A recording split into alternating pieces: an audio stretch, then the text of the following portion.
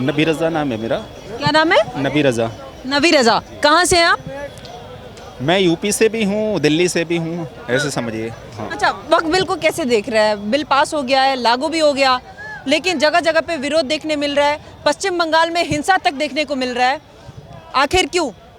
जिस तरीके से अगर पश्चिम बंगाल की बात की जाए, मैं भी कई दिन से लगातार खबरें देख रहा हूँ। वहाँ पे जो है अपने हिंदू भाइयों के साथ में जो कुछ भी हो रहा है, ममता बनर्जी उस पर खामोश हैं।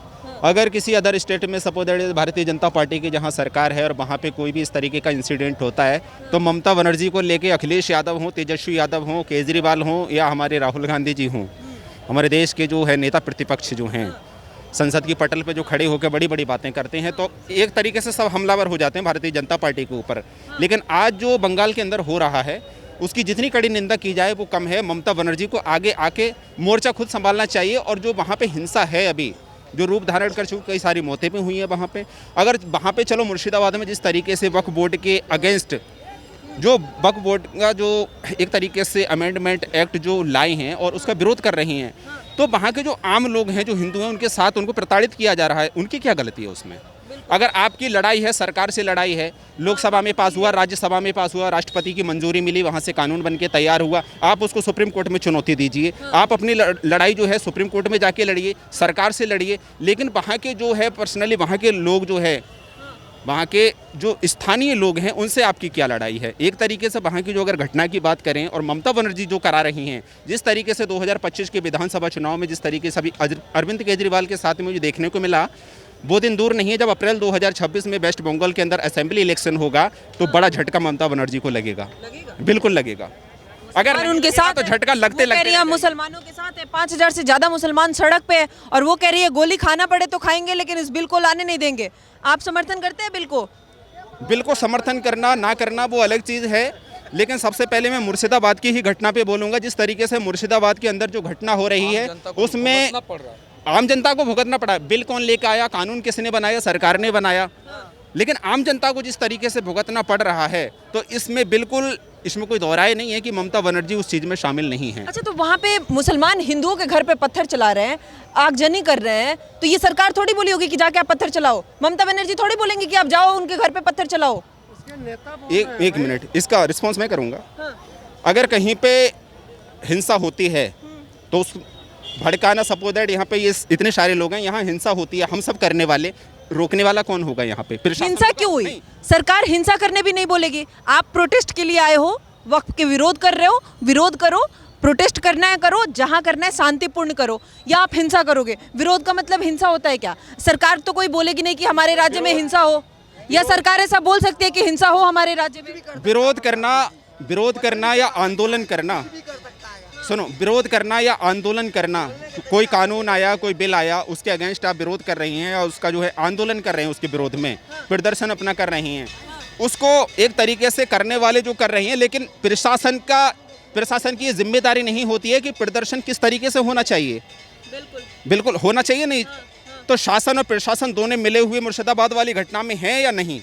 लेकिन मुसलमानों के अंदर ऐसे कहाँ से आ जाता है कि अब कुछ अपने बस में नहीं है, पत्थर चला दो, अब बस में नहीं है, आग जला दो, ट्रेन पे पत्थर चला दो, पुलिस पे पत्थर चला दो? मतलब ये दिमाग में आता कहाँ से है और क्यों आता है? ये सरकार तो नहीं बोलेगी ना सर, या सरकार इसके लिए बोल देगी? प्रशासन को रोकने तक का मौका क्यों देती है जनता? मेरी बात सुनाइए। जो मुसलमान, ये जो एक तरीके से लफ्ज मेन स्ट्रीम मीडिया ने जो पकड़ा हुआ है, और आज जो मेन स्ट्रीम मीडिया के नोएडा वाले चैनलों के अंदर आप देखेंगे इस तरीके से मुर्गों की तरह जो डिबेट कराई जाती है, आपस में लड़ाया जाता है।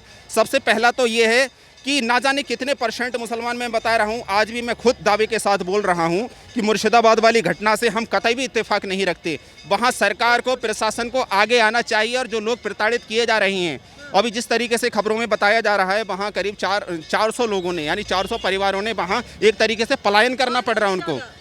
हाँ, जिस तरीके से कल की खबरें हैं, 500 से ज़्यादा मानो या 1000 भी आंकड़ा पहुँच जाए, तो अगर वो लोग वहाँ से पलायन कर रहे हैं, तो सरकार को और प्रशासन को इसमें आगे आना चाहिए, उन लोगों को रोकना चाहिए। और जो हिंसा करने वाले और हिंसा को भड़काने वाले हैं, उनको चिन्हित करके उनको दंड देना चाहिए। मुसलमानों की गलती है?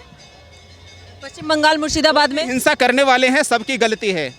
हाँ, ये मुसलमान और हिंदू वाला वर्ड और पाकिस्तान और मंदिर और मस्जिद, इन चीजों से मैं कतई इत्तेफाक नहीं रखता। मुसलमान ही प्रोटेस्ट कर रहे हैं ना, मुसलमान ही पत्थर चला रहे हैं हाँ, जो भी ना, करने तो वाले क्लियरली यही है। कोई भी क्या होता है, मुसलमान मैं भी तो आप भी मुसलमान हैं। हाँ, मैं भी तो आप मुसलमान नहीं चला रहे ना। हूँ। मैं भी तो लेकिन अगर एक दल ही बैठा है वहाँ पे प्रोटेस्ट के लिए और उस दल के अंदर से पत्थर चल रहा है तो वही चला रहा है, सिंपल सी बात है। तो उसमें क्या मैं बोलूँ कि दंगा करने वाले या हिंसा करने वाले, खुले बोले ना सर कि मुसलमान वहाँ पे जो पत्थर चला रहे हैं क्या वो सही कर रहे हैं?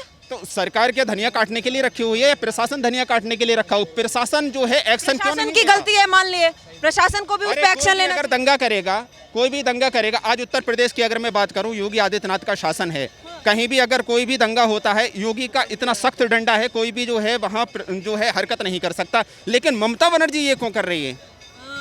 हाँ, क्या कर लग रहा है, क्यों कर रहे हैं? वोट बैंक की चिंता है सबको, वोट बैंक की चिंता है। देखो, मैं तो एक ही चीज बोलूंगा, बिल्कुल अगर आप विरोध कर रही हैं, वक्फ अमेंडमेंट एक्ट आया, कानून बन के तैयार हुआ, लागू करना बाकी रह गया, अगर लागू हो रहा है कहीं और जिसको पसंद नहीं आ रहा उसका विरोध कर रहे हैं वो लोग, तो शांत माहौल बना के उसका विरोध करिए, आंदोलन करिए, सरकार सुनेगी, सुप्रीम कोर्ट में चुनौती दीजिए। लेकिन कहीं भी किसी भी तरीके से दंगा कर रहे हैं और हिंसा इस तरीके से कर रहे हैं तो ये कभी भी जो है कबूल और काबिल बर्दाश्त ये चीज़ है ही नहीं है। बहुत अच्छी बात करी आपने, और शायद ऐसे हर मुसलमान सोचने लगे तो ये पत्थर और आगजनी और जैसे हिंदुओं की मौत हो रही है वो ना हो। एक चीज़ और मैं बताना चाहूँगा, आज उत्तर प्रदेश के अंदर अखिलेश यादव, बिहार के अंदर तेजस्वी यादव, दिल्ली के अंदर केजरीवाल, पश्चिम बंगाल के अंदर ममता बनर्जी, मुसलमान को मोहरा बना के रखा हुआ है इन चार नेताओं ने। और एक आध स्टेट और जहां मुसलमान इन लोगों को सपोर्ट करता है, इन लोगों ने सिर्फ ये एक तरीके से इस तरीके से मोहरा बना के रखा हुआ है मुसलमानों को। मुसलमानों के लिए जब से इनकी सरकारें नहीं, मुसलमानों के लिए इन्होंने क्या किया, सिर्फ और सिर्फ भारतीय जनता पार्टी के प्रति नफरत फैलाने का ये लोग काम करते हैं कि मुसलमानों के लिए भारतीय जनता पार्टी ऐसी है कि तुम्हारे साथ ये करेगी, तुम्हारे साथ ऐसा करेगी। मुसलमानों को ये दिखता और समझता नहीं है क्या? मुसलमानों को सबसे पहले तो ये बताऊं, लैक ऑफ एजुकेशन, जो लैक ऑफ एजुकेशन की कमी जो रही है, सबसे बड़ी जो कमी है शिक्षा। कह रहे हैं कि हमारे मदरसे टूट रहे हैं, हमें स्कूल की जरूरत नहीं है, मदरसे की ज्यादा जरूरत है। तो वो लोग जो विपक्षी नेता हैं ना मुसलमानों के अंदर, उनके भ्रम में जो है, जो भ्रम जो फैलाते हैं, हर मुसलमान उनके भ्रम में नहीं आता। वैसे जी तो मसीहा है मुसलमानों के, वो लगातार कह रहे हैं कि हम मुसलमानों के साथ हैं, मुसलमान सड़क पे आओ, प्रदर्शन करो, यही वक्त है, वरना आपसे पता नहीं क्या देश में हो जाएगा। अगर ओवैसी मुसलमानों के जो मसीहा हैं जो आप बोल रही हैं, तो ओवैसी को मुसलमानों ने कितनी सीटें कहाँ पे दी हैं?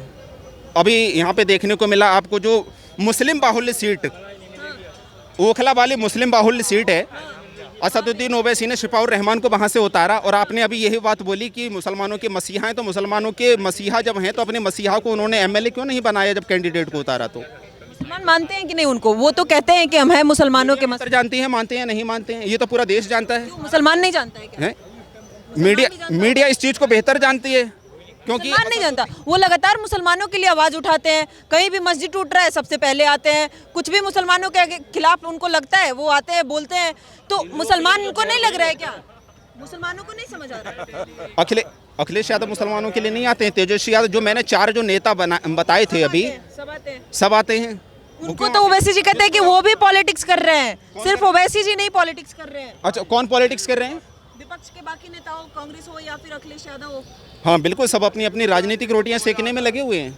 हाँ, सारे नेता। मुसलमानों के हित के लिए कौन है? सीधी सी बात अगर आपसे हम पूछे, मुसलमानों के लिए सबसे बेहतर आज के डेट में देश में कौन सी पार्टी है, कौन सा नेता? अगर आप स्पेसिफिक बोलना चाहे तो आपको क्या लगता है कौन है जो मुसलमानों के हित में सोचता है या बात करता है? मोदी जी है। कोई नेता ऐसा है देश में?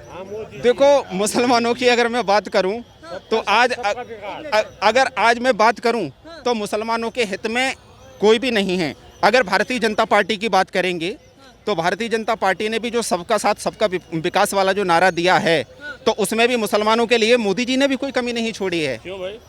कहाँ कमी छोड़ी है मुसलमानों के लिए? वही तो मैं बोल रहा हूँ ना कि मुसलमानों के लिए, मुसलमान को, हिंदू को और जैन को, सिख को, सबको एक साथ लेके चलती है बीजेपी। मैं भी तो वही बोल रहा हूँ। मैं मतलब पहले सुनिए, उसके बाद रिस्पॉन्स कीजिए। मैंने भी यही बोला कि अगर भारतीय जनता पार्टी स्पेसिफिक आप पूछना चाहती हैं कि मुसलमानों का मसीहा कौन है, तो आज भारतीय जनता पार्टी की सरकार है, तो मोदी जी ने मुसलमानों के लिए कहाँ कमी छोड़ी है? अगर आवास की बात करेंगे, जहाँ तक मेरा मानना है, अगर आप सर्वे भी करेंगे तो मुसलमानों को सबसे ज़्यादा तादाद में मिला होगा। राशन की बात करेंगे, राशन में भी जहाँ नौकरियाँ लगी तो अब ना ही वहाँ कोई धर्मवाद देखा गया, ना ही जातिवाद देखा गया। हर तरीके से मैं तो अगर भारतीय जनता पार्टी की बात करूं तो मोदी की सरकार में मुसलमानों को नहीं लगता कि मुसलमानों के साथ इन सारी चीज़ों को लेकर कोई पक्षपात हुआ हो। लेकिन फिर ऐसा क्यों माहौल बनाया जाता है, विपक्ष हो या कुछ मुसलमान हो, उनका ऐसा क्यों मानना है कि बीजेपी हमेशा हिंदू मुस्लिम की राजनीति करती है, मुसलमानों के हित में कोई काम नहीं करती है। चाहे वो 3 तलाक हो, उसके विरोध में भी लोग थे, CAA NRC हो, उसके विरोध में भी थे। अब वक्फ बिल आया है, यहाँ भी कह रहे हैं कि मुसलमानों के लिए है, तभी तो ये मोदी जी कर रहे हैं। क्यों खिलाफ है? अगर चाय मत गिरा, क्यों ऐसा, क्यों मुसलमानों को ऐसा क्यों लगता है, या विपक्ष के नेताओं को कि बीजेपी अगेंस्ट है मुसलमानों से? अगर वो अगर उनके इस तरीके के स्टेटमेंट नहीं होंगे तो उनकी राजनीतिक रोटियां जो है शायद सिक नहीं पाएंगी। कुछ मुसलमान भी इस बात को नहीं समझ रहे हैं, जो राशन ले रहा है, जो घर बना रहा है, जिसको गैस चूल्हा मिल रहा है, जो आप ही को अभी कह रहे थे कि सबको मिला, आप कह रहे थे जिस दिन मुसलमान ये समझने लगेगा तो सबसे पहले इन सारे नेताओं के भंवरजाल से निकल के अपने बच्चों की एजुकेशन पे फोकस करेगा। बीजेपी उस पर ध्यान देती है? देखो, बीजेपी ने जितना काम किया है वो बराबर सबके लिए किया है, उसमें कोई पक्षपात वाली और ऐसी कोई बात नहीं है, जहाँ तक मेरा पॉइंट ऑफ व्यू है। हाँ, अच्छा, इस पे आपने कुछ नहीं बताया, आप क्या संशोधन जरूरी था क्या देश में? बिल है क्या, जरा पूछ लेना ना। सबसे पहला तो ये बताइए, वक्फ बिल को मैं इतने अच्छे से समझता नहीं हूँ। जो पॉलिटिशियन है उस पर पॉलिटिक्स कर रही हैं। अभी चेहरा दिखाने की बात की तो चेहरा दिखाने के लिए आई एम नॉट क्रिमिनल और आई एम नॉट टेररिस्ट। हाँ, चेहरा दिखाने की अगर बात की है, मैं कोई आतंकवादी नहीं हूँ। हाँ, भारतीय सरजमी का एक भारतीय नागरिक हूँ, मैं जिम्मेदार नागरिक हूँ। हाँ, तो आप वक्फ बिल को समझते नहीं है, इसलिए समर्थन भी नहीं करते है, और ना ही जो है मैंने उसको समझा है। हाँ, तो उसको समर्थन करते हैं या विरोध करते हैं, या आपको उससे मतलब ही नहीं है? उसको पढ़ूंगा, मैं बिल को देखूंगा, वक्फ बोर्ड को अच्छे से पढ़ूंगा, उस पर रिस्पॉन्स तभी करूंगा। आपने क्वेश्चन मेरे से किया था मुर्शिदाबाद वाली घटना को लेके, मुर्शिदाबाद वाली घटना को लेकर मेरा क्या रिस्पॉन्स रहा वो मैंने जो बहुत ही क्लियर है। लेकिन इससे पहले वक्फ बोर्ड क्या है, वक्फ क्यों बना है, ये आपको पता होगा? उसके बारे में मेरे को नॉलेज नहीं है, सच बताऊं। हाँ सर, तो आप क्या कह रहे थे? इसमें जैसे है आपको कि इसमें दिए हैं, मगर इसमें 2-3 पॉइंट जो है वो गलत है। सही पॉइंट पहले बताइए, फिर हम गलत पॉइंट पे भी। आपको कोई पॉइंट सही लगा क्या? आपने जैसे मतलब राम मंदिर में इन्होंने अपना मालूम किए कि यहाँ पर जो है सिर्फ खाली हिंदू रहेगा, जितने भी उसमें पोस्ट में हिंदू रहेगा, जितने भी मंदिर है उसमें सब हिंदू हैं, कोई दूसरा धर्म के तो लोग नहीं हैं।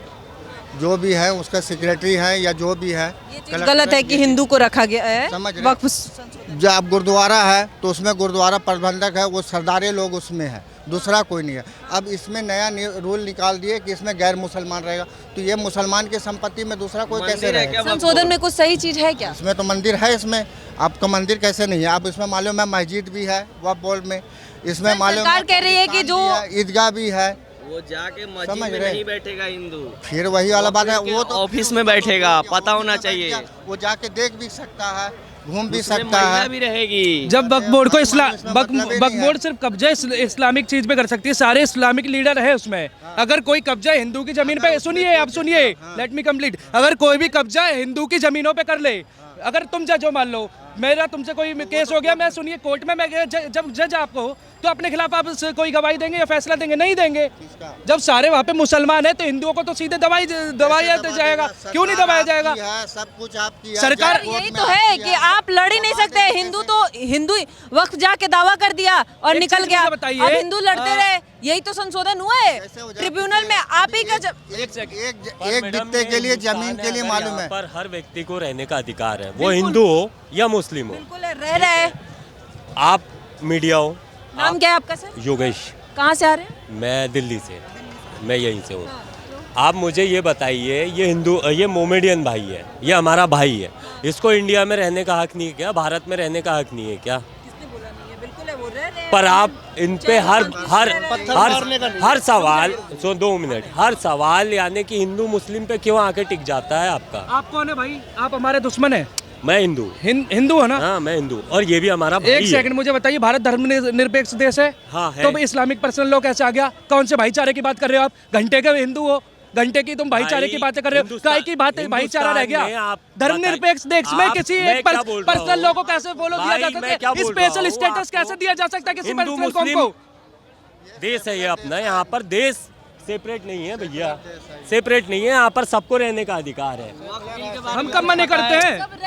रह तो रहे हैं, रह तो रहे, मना करा। भाई मैं ये सुनिए, बोल कोई रहा हूँ। रह सकते हैं लेकिन मुसलमान पत्थर थोड़ी चला सकते हैं। आप देश में हो तो हिंदुओं पे पत्थर पांच चलाओगे? उंगली है, पांचों में एक छोटी है, एक बड़ी है, और एक हिंदू में भी। अच्छा, तो मुसलमान पत्थर चलाते रहे, हिंदू उसको बैठ के झेलते रहे। इनका 3 हिंदुओं की मौत हो गई है पश्चिम बंगाल में, मुर्शिदाबाद में। कौन भरपाई करेगा? वहाँ के जो जिन्होंने किया है उनको गिरफ्तार कर लिया है। गिरफ्तार कर लेने से किसी की जान बच जाएगी? कैसी बात कर रहे हो सर? तुम्हें कत्ल कर दूं, अब मुझे अभी पुलिस अरेस्ट कर ले गया तुम्हारा। क्या भाई तो हर घर वालों को में क्या हिंदू मुस्लिम क्यों आ रहा है यार? हिंदू मुस्लिम नहीं, वक्फ बोर्ड आ रहा है, वक्फ बोर्ड के बारे में पढ़ भाई के तुम्हें आओ। समझ नहीं आ रहा, अब हिंदू मुस्लिम कम से कम आ रहा है, नहीं तो पहले मुस्लिम आता था। तुम्हें समझ आ रहा है भाई? कहीं 2013 से पहले जाइए ना, हर जगह मुस्लिम आता था। भारत के संसाधनों पे तो यहाँ तक ये कह दिया गया था, भारत के संसाधनों पे पहला अधिकार मुसलमानों का होगा। तुम भाईचारे की बातें निभा रहे हो। कश्मीरी पंडित मार के निकाल दिए गए थे, तब कहाँ चला गया था आपका भाईचारा? हमें अपने किसी भी किसी भी तीर्थ में सुनिए कश्मीर से लेके कन्याकुमारी तक हमें अपने किसी भी धर्म, किसी भी मंदिरों पे जाना पड़ता है, तो हमें क्यों अपनी आर्मी का सपोर्ट लेके जाना पड़ता है? हम क्यों नहीं जा सकते खुल के? क्योंकि हिंदुओं का कहीं हर तरफ से खतरा है ना, हर जगह से पत्थरबाजी होती है उनके ऊपर। आपको ये पता होना चाहिए ना भाई।